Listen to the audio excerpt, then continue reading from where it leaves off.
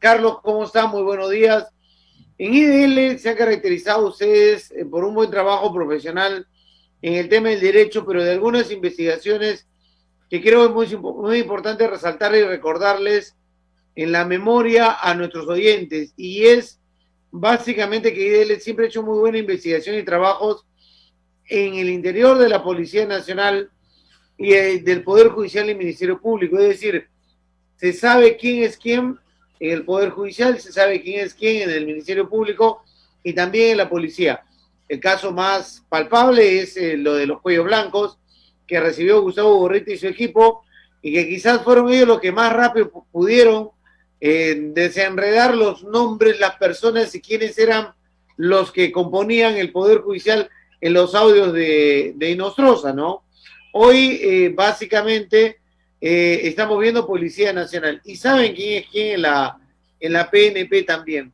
¿Cómo se ha movido ese tablero? ¿Cómo se ha movido esta situación en la Policía Nacional para llegar a estos niveles de enfrentamiento donde hay generales que quieren pasar a retiro, parece que los buenos, y incluso todavía pende sobre un hilo la posibilidad de que salgan dos generales que son Parra y Patiño, el 2 y el 3, que busca el presidente para darle paso al 4, a Tiburcio.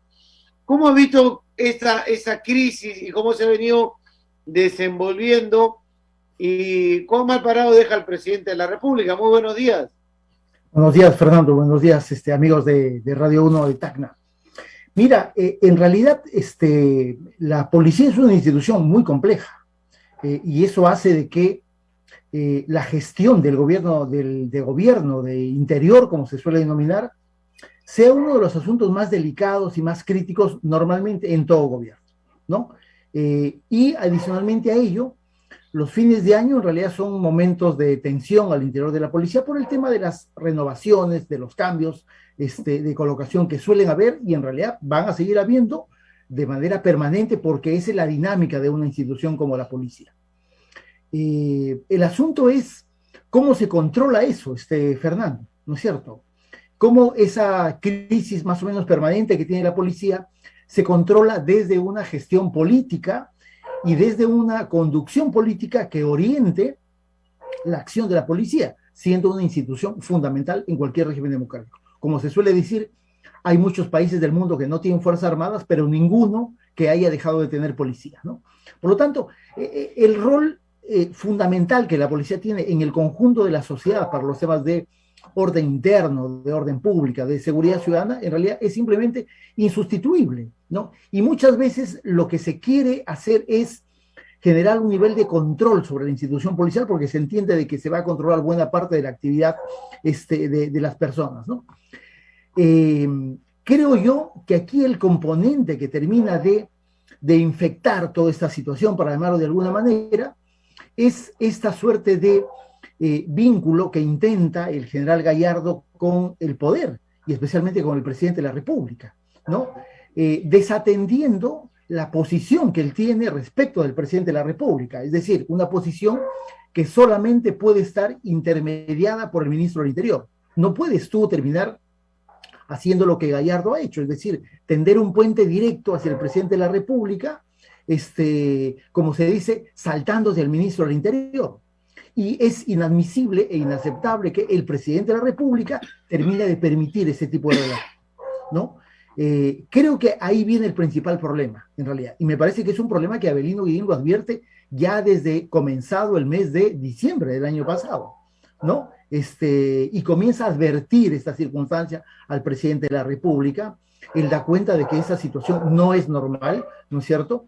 Y se da un momento en el que se genera mayores tensiones justamente a propósito de que Gallardo comienza a querer asumir un poder más allá del que técnicamente le corresponde, es decir, ya no solamente en el sentido de abusar del poder de transferencia, de destaque que tiene hacia jefes de unidades, sino que en realidad ingresa a un terreno abiertamente ilegal en base a la denuncia del número 2 de la policía que dice, oye, mira, acá han habido oficiales a los cuales se le ha estado cobrando el cambio de colocación.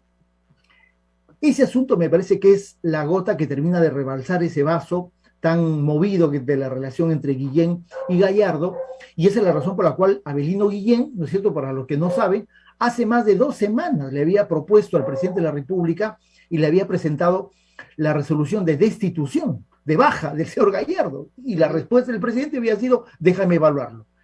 Y ese escenario es el que terminó de hacer implosionar la relación del ministro con el presidente de la República, ¿no es cierto? Porque hay que tomar en cuenta que acá no solamente se están jugando asuntos meramente de carácter técnico y uno que otro puesto importante al interior de la policía, más allá de la desarticulación de algunas unidades muy importantes, como la DIVIAC, de lo que se ha hecho de conocimiento, sino creo que tiene que ver con asuntos estrictamente políticos, ¿no? A mí, por ejemplo, estimado Fernando, no me parece una casualidad o una coincidencia de que en esas 2 semanas en las que Guillén está esperando la respuesta del presidente, de repente venga un pedido de interpelación contra el ministro del Interior. Es decir, creo que hay articulaciones políticas que se han venido dando para minar a Avelino Guillén, ¿no es cierto?, para golpear políticamente a Avelino Guillén y sacarlo del cargo, cosa que finalmente han logrado, ¿no es cierto? Pero todo ese asunto puede ser parte de un manejo político que es el resultado de todo este escenario tan complejo y crítico que hemos estado viviendo. Yo creo que el elemento que termina de perturbar y de malograr todo esto es la actitud del presidente de la República. Si el presidente de la República hubiese advertido con atención lo que Guillén estaba poniéndole sobre la mesa, en realidad hubiese resuelto este asunto en 5 minutos, porque él tiene el poder y la autoridad para poder hacerlo. No lo quiso hacer. Y por eso es que Castillo, de nada sirve lo que ha hecho el día de ayer por la noche, de que ha sacado a Gallardo y también ha aceptado la renuncia de Guillén, es decir, el presidente como si fuese una suerte de centro de conciliación y no el jefe de Estado, ha terminado apareciendo muy claramente como cómplice de esa situación. Guillén lo ha dicho, ¿no es cierto? Guillén lo ha dicho con las palabras más claras que un funcionario público lo puede decir, es decir, oye, el presidente de la República no solamente no me ha atendido, sino que pareciera que termina respaldando todo lo malo que Gallardo ha venido haciendo. Más aún si es que no es que lo de Gallardo haya sido una versión, como se dice, a sottovoce, ¿no es cierto? Es decir, oye, disputas internas. Ha sido un asunto público, tú lo has mencionado. Ya Gustavo Gorriti hace 2 semanas sacó un reportaje sobre los entretelones de la relación al interior del Ministerio del Interior, valga la redundancia, y el director de la policía. El propio jefe de Estado Mayor, el número 2 de la policía, ya hizo denuncias públicas y nada perturbaba al presidente. ¿No es cierto? Nada perturbaba al presidente. Más bien de lo que se dio cuenta es que el presidente estaba evadiendo a Avelino Guillén. Es decir, eso me parece simplemente inaceptable. Yo coincido con lo que hoy día dice la República, este es un punto de quiebre, ¿no es cierto? Lamentablemente. Creo que no se puede seguir permitiendo que personas que, como Guillén, ¿no es cierto?, hace solo 2 meses y medio, Fernando, solo 2 meses y medio, llegaron para salvarle las castañas del fuego al gobierno, ¿no? Tras el desastre que significó ese mes en el cargo del señor Barranzuela. Guillén le dio oxígeno y le dio una imagen de que efectivamente se ratificaba y se consolidaba el compromiso de la lucha contra la corrupción, pero en realidad eso simplemente fue flor de un día, porque de ahí en adelante, en realidad el exministro Guillén lo que ahora dice es que nunca lo apoyaron, ¿no es cierto? Ahí está el principal problema, en el despacho presidencial. Ya, claro, y el presidente ¿es o se hace? O sea, luego de las entrevistas que hemos visto, el perfil que se ha marcado es que es una persona que no es capaz de tomar, que no está preparada para gobernar, es lo que él quizás ha querido proyectar ante el país y soltar una versión que está aprendiendo, pero en varias de las situaciones que se han dado, parece más una persona que ya le empieza a perseguir la justicia y trata de sacar los pies del plato rápidamente antes que lo incluyan dentro de las investigaciones que hay, y empoderar a un general jefe de la policía, por supuesto, por sobre su ministro, tiene cierto mensaje rápido de la búsqueda que él trata de a quién le da más importancia, me parece. Si no fuera básicamente solo por el escándalo y las reacciones en las redes, en reconocimiento de lo que representa la figura de Belino Guillén, quizás nunca lo hubiesen atendido. Otro ministro quizás hubiese aceptado, otro ministro quizás no hubiera dicho, bueno, que continúe, total, sigo en el cargo. Ella pensó más en la institucionalidad, en la función que cumple, no en su labor. Otro ministro hubiese recapacitado si le pedían que retire la renuncia. Él no ha continuado en el cargo. Entonces, fue una buena designación, pero el presidente sabe lo que está haciendo, cómo está destruyendo, porque, digamos, la policía no es una institución sólida, muy bien estructurada, sabemos lo que pasa adentro, cada cambio de general que hay, cada corriente que hay, pero, o sea, ¿cómo se puede tumbar la institucionalidad en el país? ¿Es consciente el presidente? Eso se hace. Mira, es cierto que que las entrevistas que dio la semana anterior, sobre todo la de Rincón, parecieran mostrar una persona que más está cercana a alguien que no termina de comprender el cargo y la dimensión del mandato popular que ha recibido, ¿no es cierto? Pero mira, yo creo que me parece que sería incorrecto pretender minimizar las responsabilidades del presidente como jefe de Estado y conductor y representante de la nación. A mí me parece que Castillo es absolutamente consciente de lo que está haciendo, ¿no? Más aún en un escándalo de esta naturaleza, Fernando, digamos, si fuese un problema que surgió ayer, ¿no es cierto? Y nadie se enteró, no hubo ninguna denuncia, no hubo ninguna comunicación de parte del ministro, de parte de la primera ministra tampoco. Podríamos decir, oye, sí, capaz Castillo no está sabiendo valorar o sopesar adecuadamente la situación, pero digamos, esa no es la circunstancia de Guillén, ¿no es cierto? La circunstancia de Guillén es que él ha venido advirtiendo desde el año pasado, casi desde las 2 semanas siguientes a la que él asume el cargo a mediados de noviembre. Guillén comienza a advertir esta circunstancia y de manera persistente, constante.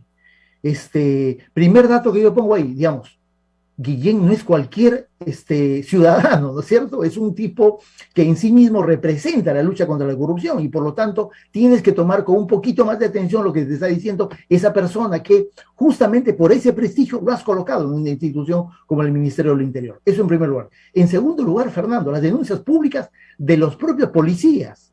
Ese asunto sí me parece de verdad escandaloso. Que el número 2 de la policía venga a decir, oye, mi jefe, el número 1, está cobrando $25,000 por cambiar de puesto a otras personas.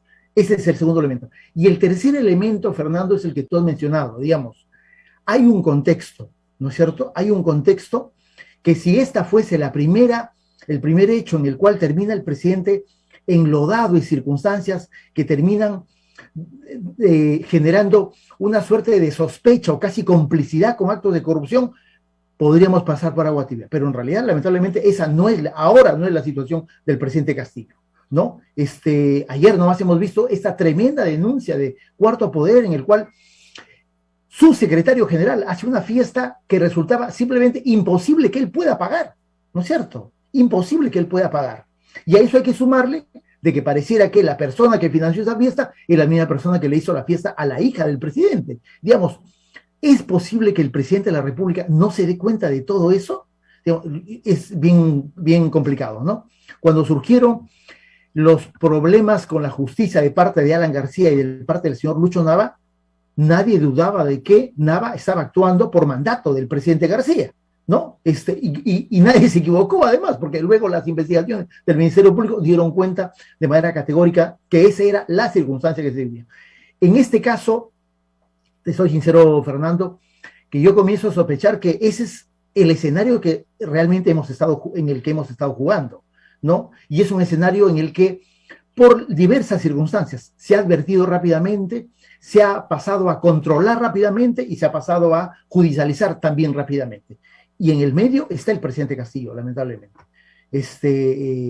Y creo yo, como tú bien dices, creo yo que en el caso de Gallardo, termina siendo un caso bastante ejemplificativo de cómo pareciera que Castillo está pensando en otra cosa, no en la gobernabilidad, no en la seguridad ciudadana, que ayer en nada menos que en Caballococha se puede decir que para su gobierno era muy importante. Yo creo que esos son simplemente, en este momento ya casi palabras y como vuelvo a mencionar el editorial de La República, pareciera que estamos viviendo una suerte de farsa, ¿no? En la que el que dirige todo eso es nada menos que el presidente de la República. Sí, porque, a ver, tú me mencionas un punto de quiebre, ¿no? Pero parece que, o sea, la salida de Guillén ahora le favorece a varios sectores, ¿no? Sí, Castillo sí, ha tenido justamente. que sopesar, a ver, porque hay un problema ahí, o sea, es decir, los sectores de izquierda, si bien utilizan el Twitter para respaldar a Guillén, y lo hacen muy bien, me parece, pero hay otros que tienen ejercicio y poder político en estos momentos que no reaccionan. El sector de Verónica Mendoza, Sí. el sector de Marco Arana, que tiene ministros y todo, es como que se le va a los megas y se quedan callados, y es el momento en que tienes Sí. que ir y ordenar las cosas. Sí. Ordenar, esto está mal, o sea, la tienes a Mirta Vázquez sola, cuando debería ir con los aliados, decirle, un momentito, eso sí no puede ser así, tenemos que cambiarlo, y no ahora, hace semanas, como dice IDL, ¿no? Y se le da carta a que quizás sale Guillem y otro entra, ahora me queda más claro, entra otro Barranzuela, que la misión Es lo más era, probable, me Fernando. bajo Diviac, me bajo Dircote, me dilato investigaciones, pedidos fiscales, y voy desde ahí haciendo el pivo, jugando, pero a través de lo que viene de Palacio para ver estas cosas. Salió por un escándalo, lo trataron de mantener, igual no había respuesta, apareció un parlante y todo lo demás, se acordará uno, Sí. pero el plan era ese. La fiesta de Halloween. Claro, el plan era ese, o sea, cómo adecuo una Policía Nacional con generales que me sirvan para lo que yo necesito de la Policía Nacional, no lo que el país necesita, no lo que la ciudadanía necesita, no de lo que la reforma en la policía se necesita tener en ese momento, porque sale una persona honorable y quién vendrá a continuación. Pero la crítica va a esos sectores que no se pronuncian, que la verdad no entiendo si es por el cargo, por el puesto, por el entorno, o que porque le dicen a la izquierda o a estos sectores de izquierda, oye, ¿y por qué no deslinda? La lucha hay que darla adentro, te dicen. ¿Adentro de qué? Si están haciendo un papelón nacional. Mira, coincido plenamente, no, casi no le agregaría nada. De hecho, Verónica Mendoza recién el día de ayer ha reaccionado en una crisis que ya tenía semanas, ¿no es cierto? Me parece que eso es una cuenta pendiente que la izquierda o ese sector de la izquierda va a terminar pagando, ¿no?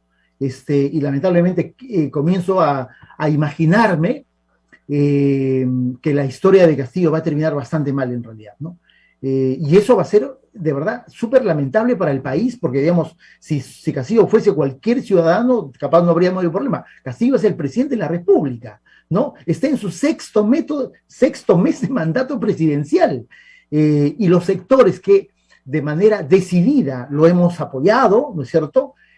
Hablando de la sociedad civil, de medios de comunicación, me parece que estamos coincidiendo en que este asunto, ¿no es cierto?, más allá de las críticas que ya desde hace algunas semanas atrás se venían dando, este asunto es un asunto que simplemente significa una suerte de punto de inflexión, en el que pareciera que el presidente de la República se ha terminado de mostrar de una manera mucho más clara de qué cosa es lo que está haciendo o qué cosa es lo que no está haciendo, ¿no? Creo que yo me quedo con lo segundo, qué cosa es lo que no está haciendo, digamos, un jefe de Estado que se ha comenzado a consumir rápidamente en algunas frases de cliché, ¿no es cierto?, que nunca tuvieron ningún tipo de contenido, pero en este tema de la lucha contra la corrupción, tan sensible para el Perú, ¿no es cierto?, tan importante en relación a los últimos 5 o 7 años de nuestra historia republicana, no puedes mantener un jefe de Estado en esas condiciones.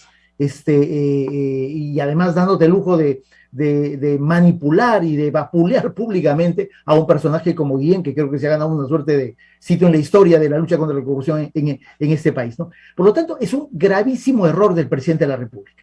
Y creo que no está sabiendo corregir en absoluto. Es decir, a todas las deficiencias de la demora exagerada en corregir cosas, lo hemos comentado más de una vez contigo en las semanas pasadas, ¿no es cierto? Las pésimas designaciones que ha hecho en su entorno más cercano.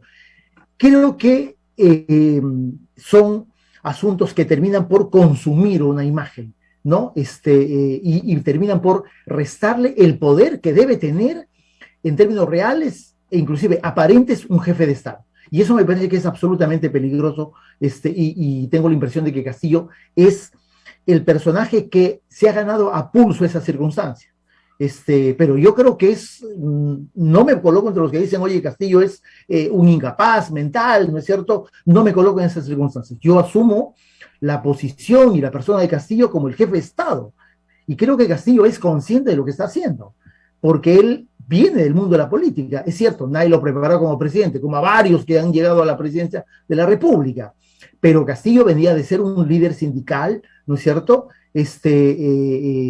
Y creo yo que eso me lleva a seguir pensando que él es estrictamente responsable de todos los actos y de todas las omisiones que él ha venido perpetrando en los últimos 6 meses, y por lo tanto él es el primero que tiene que hacerse cargo de estas circunstancias, ¿no? Y ahí, Carlos, hay un hecho, te preguntaba justamente si eso se hace porque puede no haber recibido al ministro Guillén, puede haber dilatado la situación, puede habérsele visto muy cercano a Gallardo y no a su ministro, ha tenido que pasar eso en horas de la madrugada. Se dice que han tratado de retener a Guillén, pero no se ha confirmado, si no pasarlo a otro ministerio como para compensar el tema. Guillén habría dicho que no, pero ya, en toda esa incapacidad, en toda esa muestra de que no sabe, no le interesa, pero sí pide que saquen a Parra y a Patiño, que son el 2 y el 3, o sea, oye, pero ¿cómo pide que el 2 y el 3 se vayan si no sabe de cómo es la situación, cómo se maneja la Policía Nacional? Mira, es que yo creo que eso, digamos, yo trato de ponerme un minuto en los zapatos de Castillo, y eso solamente lo puede hacer alguien que tiene una idea de qué cosa es lo que quiere, y una idea de quién quiere que conduzca la policía, ¿no?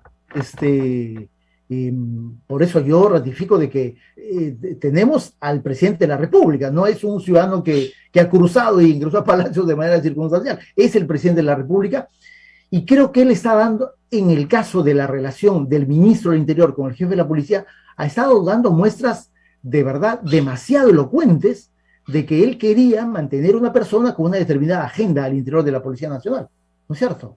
Era súper claro, digamos, al presidente no le costaba nada, no le costaba un minuto de su tiempo firmar esa resolución de baja de Gallardo, no lo quiso hacer, ¿no es cierto? No lo quiso hacer en ningún momento, y ahora que el asunto ha terminado de reventar, que la crisis se ha crecido hasta generar casi una crisis de gobierno, ¿no es cierto? Lo que hace es terminar como que pretendiendo jugarse el último guachito, ¿no es cierto? Que es que se quede alguien que yo puedo manejar, que se quede alguien que yo pudiera, con el que puedo tener una buena relación, como la buena relación que he tenido con Gallardo. Eso me parece que es bien complicado, ¿no? Eso no lo coloca como una persona que no conoce, sino como una persona con una orientación o designio sobre una institución tan importante como la policía, ¿no?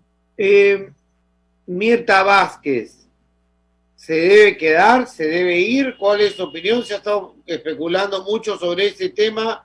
¿En qué momento debe decirle hasta aquí nomás al presidente que le dio esa confianza, pero que en cierta medida no respalda a sus ministros? Mira, yo creo que la situación de Mirta Vázquez, ojalá me equivoque, pero yo creo que pende de un hilo, ¿no? Esa es la impresión que tengo, ¿no? Es decir, seguramente coincides conmigo, Fernando, no era exagerado pensar que Mirta Vázquez pudiera renunciar por el asunto de Avelino Guillén. No era exagerado, era en realidad una cosa de, oye, sí, pues efectivamente, no puedes tirar por la borda tu discurso, todas las cosas que dices mañana, tarde y noche, ¿no es cierto? Tu principal política de gobierno, supuestamente, y que eso no termine de lesionar la permanencia, la credibilidad y la sostenibilidad política del jefe, de la jefa del gabinete, ¿no? Yo creo que Mirta Vázquez también en estas circunstancias, me parece que su permanencia es precaria en realidad, ¿no? Su permanencia a mí me parece que es precaria, ¿no? No me extrañaría que en los siguientes días Mirta Vázquez termine, como se dice, marcando una línea divisoria y generando su salida en otras circunstancias. Pero creo que lo que ocurra va a ser finalmente también consecuencia de lo que el día de hoy estamos comentando, ¿no? Recordando que Vázquez tampoco tiene partido, ¿no? Sí, claro, Llega como claro. gente izquierda por su paso en una bancada, pero sobre Sí, todo el manejo de la muñeca que tuvo con el Congreso de la República. sí, sí, sí, sí. Es que yo creo que ahí está la diferencia, Fernando, ¿no? Digamos, en el Congreso de la República, Mirta Vázquez era la cabeza de la institución, Mm. ¿no es cierto? Y creo que la propia estructura del Congreso de la República, la organización del Congreso de la República, le da posibilidades a que una persona maneje el poder y si es una persona sensata, inteligente como Mirta Vázquez, haga una gestión realmente destacable, ¿no? Como también el ejemplo contrario podría ser la actual presidenta del Congreso, ¿no? Pero en el Ejecutivo la cosa cambia, ¿no es cierto? Tenemos un esquema constitucional estrictamente presidencialista, el presidente tiene todos los poderes del mundo y el jefe de gobierno, en realidad, el presidente del Consejo de Ministros ni siquiera llega a ser un jefe de gobierno, en realidad es simplemente la cabeza de un consejo ministerial y nada más, ¿no? Y ahí los límites de alguien tan sensato inteligente como Mirta Vázquez, yo creo que tienen sus límites, ¿no? Más aún si tienes un presidente, como lo ha dicho el propio Vilino Guillén, que dice que va despachando con un montón de personas, que pareciera que hay otros ministerios en la sombra o ministros en la sombra, y eso en la imagen y en la realidad te termina quitando poder, ¿no? Y creo que eso es lo que ha ocurrido con Guillén, y por eso se fue, y me parece que eso también golpea a la propia Mirta Vázquez, ¿no? Por eso te digo, creo que su permanencia es una permanencia precaria a partir del día de hoy. Y ahí sí yo creo, digamos, es cierto que en el Perú puedes conseguir ministros si levantas una piedra, pero pero claro, el hecho es de que sean ministros como Guillén que te resuelvan una crisis con su sola presencia o que te den un oxígeno político para seguir gestionando. No sé si eso vaya a ocurrir. Yo te soy sincero que lo dudo, ¿no? De que vaya a conseguir a alguien de ese vuelo y de ese perfil y de ese prestigio, ¿no? Yo sinceramente lo dudo, ¿no? Con todo lo que hemos visto que estamos analizando, sinceramente lo dudo, ¿no? Si se hace cambios en Diviac o Lincote, por ejemplo, ¿eso le favorece más a sectores de la derecha o también a los de izquierda que están siendo investigados? ¿De dónde puede venir la bala? Mira, tristemente tengo que decir, la bala podría venir de ambos lados, ¿no? O sea, si en algún tema, no sería la primera vez, Fernando, lo hemos visto en los ataques, por ejemplo, contra el equipo Lavajato, ¿no es cierto? Ahí no había diferencia. Los ataques venían de la derecha y de la izquierda, sin ningún problema. Porque, claro, finalmente es gente que de una u otra manera lo que evalúa es que se está jugando la libertad, ¿no? O los negocios, que son más importantes siempre.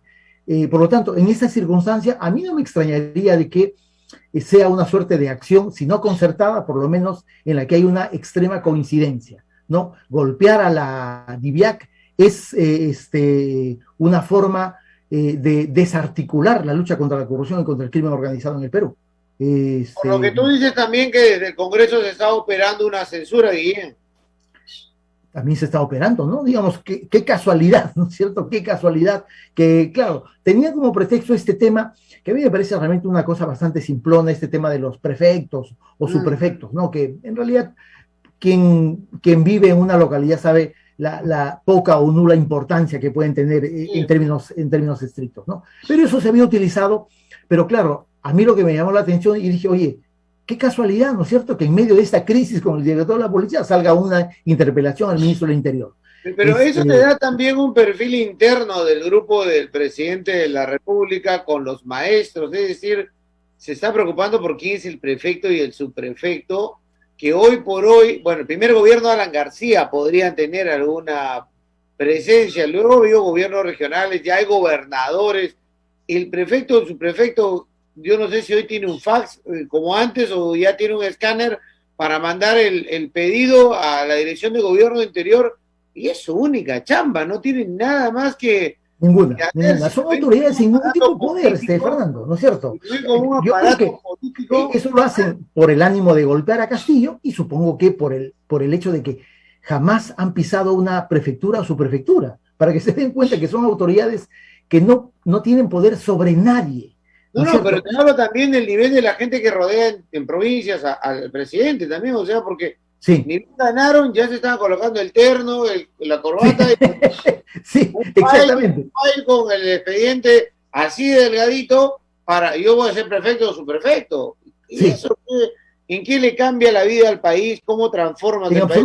En absoluto, ¿no? En absoluto. Creo que por eso reflexionaba, yo decía, esto es simplemente un pretexto, porque el tema de fondo era la disputa entre el ministro y el director de la policía, o comandante general, como se llama ahora. Ese era el tema, y creo que eso es lo que a mí me anima a pensar de que no solamente era un tema de la gestión del presidente Castillo, de las decisiones de Castillo, sino que poco a poco han ido articulando una suerte de pliego de reclamos de todos los que están siendo investigados o potenciales investigados por la policía o por las unidades especializadas de la policía, como la DIVIAC. Y bueno, ahí tenemos el resultado.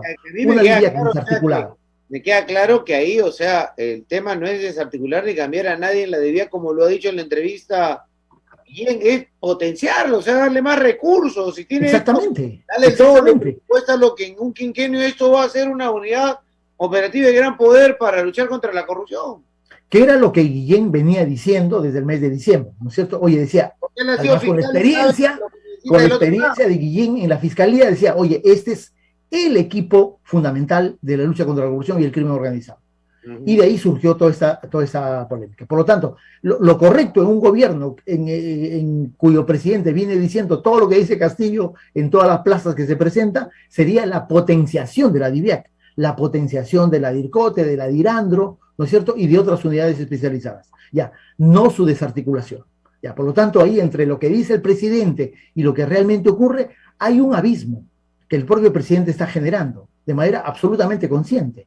Y creo que eso, de alguna manera, está marcando una agenda que el presidente no dice, que el presidente no advierte, pero que en realidad es el principal promotor. Ya, eso, digamos, en política no puede ser el resultado de una casualidad, sino el resultado de intenciones que claramente se están expresando, no en discursos, pero sí en hechos, ¿no? Que es lo que finalmente... Carlos, permíteme cambiar del tema una final nada más. En los últimos días se ha exonerado a Paola Ugaz de un juicio que se le llevaba a ella, de los varios que todavía tienen que afrontar ella y Pedro Salinas, y que los lleva el sodalicio. Y hemos visto a Christopher Acosta también pasando por un tema de un proceso con Acuña. Estamos entrando a una parte en la cual se quiere mandar mensajes, porque yo no creo que ninguno de los tres que te he mencionado termine sentenciado, ¿no? En las instancias superiores, claro, como lo dijo Pedro en una entrevista, hay un desgaste económico, de tiempo, de familiar y todo lo que se les lleva adelante a ellos. También tuvimos oportunidad de entrevistar a Christopher Acosta. Pero hay una persecución a periodistas más allá de sus propios medios, de judicializar ese tema por los poderes, digamos, fácticos que hay en el país, el poder religioso que tiene que ver con el económico, en el sodalicio, el poder de Acuña, porque recién he estado yo, no había tenido oportunidad leyendo Plata como Cancha, y la verdad que te revienta todo lo que ha hecho Acuña en su vida, y se lo recomiendo a todos. Pero cómo es con la fuerza, con la presión que se consiguen cosas, vamos a tener que seguir viviendo estos temas de judicialización a los hombres de prensa, y quizás cambien las leyes para ponerlo contra el paredón. Sí, yo estoy seguro que sí, lamentablemente. El escenario presenta esa circunstancia. Mira, nosotros en IDL debemos ser la institución que más casos de querellas penales contra periodistas estamos defendiendo. Cerca de una docena estamos teniendo. Y eso creo que es uno de los peores mensajes que puede haber en un sistema democrático o un régimen democrático. Es decir, no puedes estar persiguiendo periodistas por lo que investigan, por lo que publican, por lo que difunden. O sea, eso no es no es lo que es parte de los principios de un régimen democrático. Pero en realidad está ocurriendo, ¿no? Y está ocurriendo con muchos periodistas, sobre todo periodistas vinculados al periodismo de investigación, ¿no? Pasó en el caso de Gustavo y de Romina, con Gonzalo Monteverde, vinculado al caso Lava Jato. El caso de Christopher Acosta, ¿no es cierto?, vinculado a una publicación de un grupo de poder y un personaje que busca poder político, adicionalmente como Acuña, o en el caso de Paolo Ugaz y de Pedro Salinas, la aparición de este nuevo grupo de poder del sodalicio, ¿no es cierto?, que ciertamente, más allá del caso de Christopher Acosta, que yo estoy casi seguro de que eso va a ser anulado, pero el hecho es de que, claro, te meten una querella y se acabó el asunto, ¿no es cierto? El Poder Judicial termina siendo demasiado permisible para aceptar las querellas y para tramitarlas judicialmente. ¿Y eso qué significa? Una cosa muy concreta, te van a tener empapelado unos 3 o 4 años. Así de simple, ¿no? Probablemente ganemos, como hemos ganado el caso de este sujeto de nombre Reboredo contra Paolo Ugaz, ¿no? Pero claro, hemos estado 3 años en el juicio y la sentencia que salió es la sentencia de primera instancia, nos falta por lo menos un añito más. En el caso de Pedro Salinas y de Paolo Ugaz. Paolo Ugaz ha terminado por denuncias de esta gente vinculada al sodalicio, investigada por lavado de activos. Pedro Salinas ha terminado allanado el 7 de enero, ¿no es cierto? Y ahora está investigado por un supuesto delito de corrupción de funcionarios. Es decir, la cosa no pinta bien. Hay 2 momentos y 2 circunstancias, y con eso creo que podemos terminar seguramente, Fernando. En primer lugar, el Poder Judicial, a nivel de la Corte Suprema de Justicia, sí tiene una jurisprudencia, yo diría, consolidada, de resguardo y respeto de la libertad de expresión y de la libertad de información. Eso me parece que es buenísimo, sinceramente. Pero claro, para que llegues a la Suprema te demoras 3 o 4 años. Y mientras tanto, se da la otra cara de la moneda, que los jueces penales, cuando reciben querellas, en realidad, casi en todos los casos, te lo decimos porque tenemos una gran experiencia en ese tipo de litigio, en casi todos los casos abren proceso judicial. El nivel de control que podría existir de esto es que el Poder Judicial sepa discernir adecuadamente, decir, oye, acá estamos en un caso de libertad de expresión, ¿no es cierto? Como ocurrió en uno de los pocos casos que he visto, cuando Alan García demandó al exdirector del diario Cambio 16, el señor Fernando Valencia, ¿no? Pero Alan García movió cielo y tierra y terminaron abriéndole proceso a Fernando Valencia y duró 5 años ese proceso judicial. Es decir, ese asunto, yo creo, en este desgaste de las condiciones democráticas en las que vivimos, lamentablemente, te digo, Fernando, eso va a continuar, ¿no? Es decir, el Poder Judicial se termina de convertir en un instrumento del poderoso, ¿no? En una suerte de garrote contra la libertad de información y la libertad de expresión. Eso es un hecho lamentable y creo que no va a cambiar en el escenario corto.